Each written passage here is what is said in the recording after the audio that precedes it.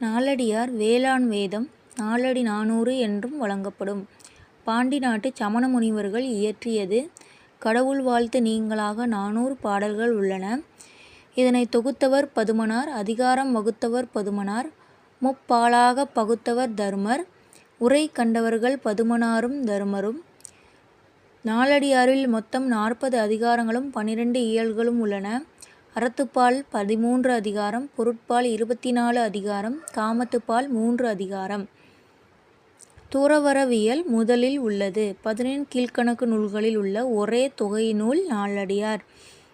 முத்தரையரை பற்றி கூறும் நூல் நாலடியார். கீழ்க்கணக்கில் திருக்குறளுக்கு அடுத்து புகழ்பெற்ற நூல் நாலடியார். இவை இரண்டும் முக்கியமான நீதி நூல்கள் ஆகும்.